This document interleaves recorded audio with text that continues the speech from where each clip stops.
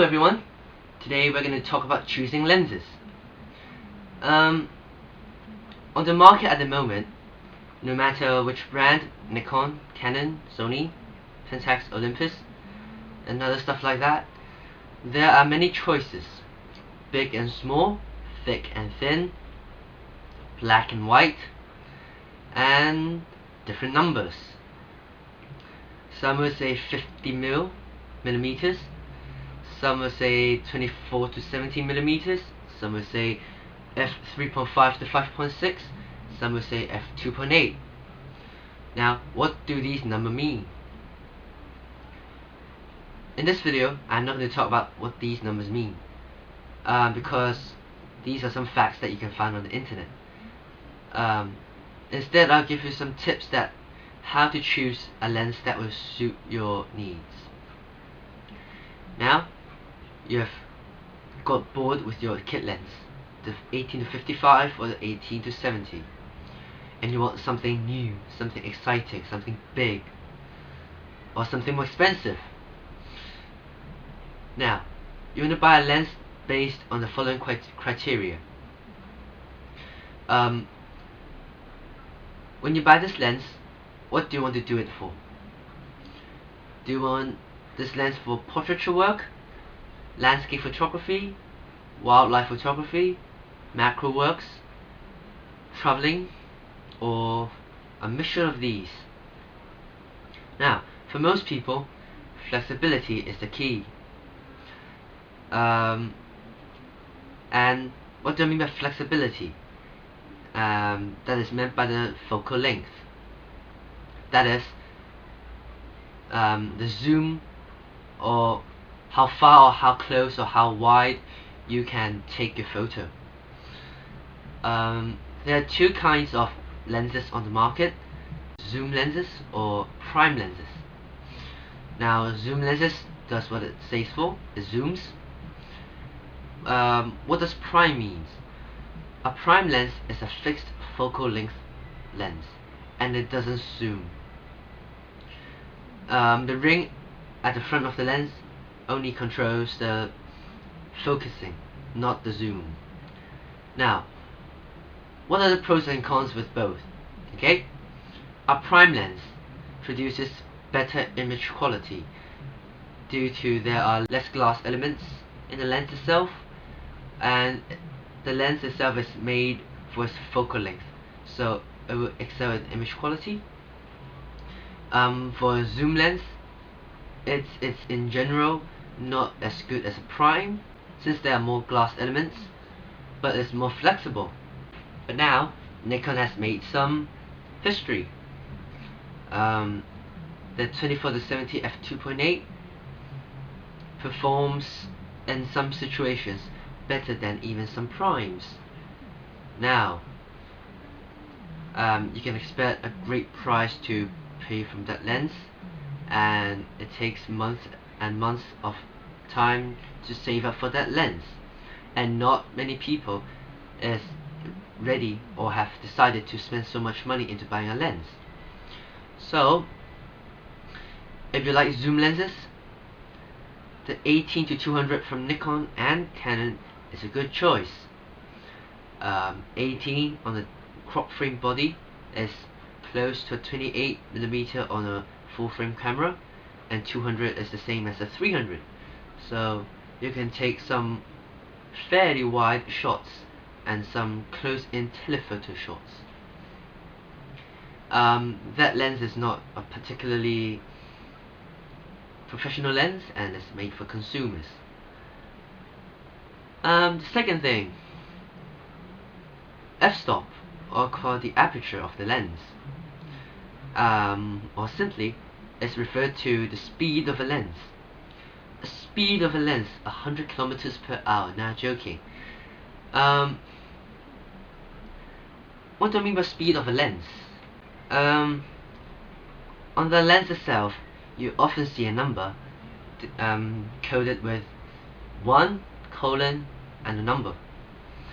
Now, that number stands for an f-stop. Going from full f-stops, there's f2, f2.8, f4, f5.6, f8, f11, f16, and which doesn't show on the diagram, it goes up to f22 on most lenses and even f32 almost on some lenses. So what does the aperture affect in your image? The bigger the aperture or the smaller the f-stop number, it lets more light in, therefore a faster shutter speed. But it also affects the depth of field. What is depth of field? Let's have a look at the diagram. Here, when the lens is set at f2.8, the amount of focus little. There's not much in focus in the front, nor at the back. Now, at f8, the region of focus is now bigger. There are more things in focus at the back and in the front. But still, at f16, the amount of focus is a lot. So you get a clear background, a clear subject, and maybe a clear foreground. On some lenses, and most of the old Nikon AI and AIS lenses, the amount of focus when you set the aperture will be denoted by here, or on this sigma. If you set your f-stop to f4, then the amount of focus is the distance between the focusing numbers. Or if you set your f-stop to 11, it's bigger now. And if you set your f-stop number to 22, it's almost the whole focus region of the lens that it gives on the focusing window. Well, depth of field doesn't only depend on the aperture. It also depends on the subject distance, the focal length of the lens, but in general, depth of field is changed by aperture. For example, on an f2 lens, it will give a very shallow depth of field, which is usually used for portraits. When you set your f-stop to f16, which has a greater depth of field and is usually used for landscapes. But one thing to keep in mind, when you stop the lens down, that is, the further away you are from the lens maximum aperture, the better the image quality, but the larger the number, it will give the lens some fizziness, and it's called lens diffraction. So it's better to use a lens between f5.6 and f11. Beyond that, lens diffraction comes in. Okay, so using different lenses is a way of manipulating depth of field.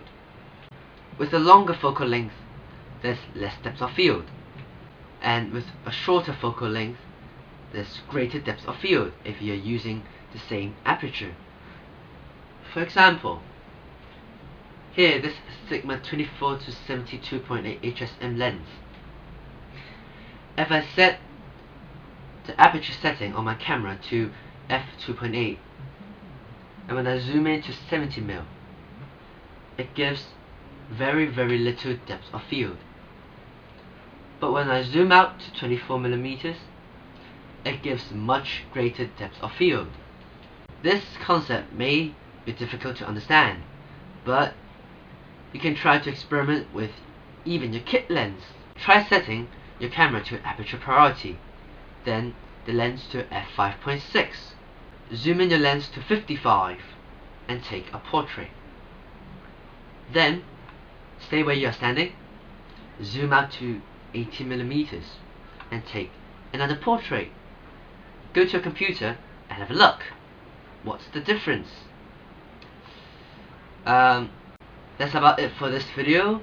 Try experimenting yourself with the lens outside in the field, and you'll understand by using the camera and playing around with different settings, different shutter speeds, aperture, ISO, and other stuff like that.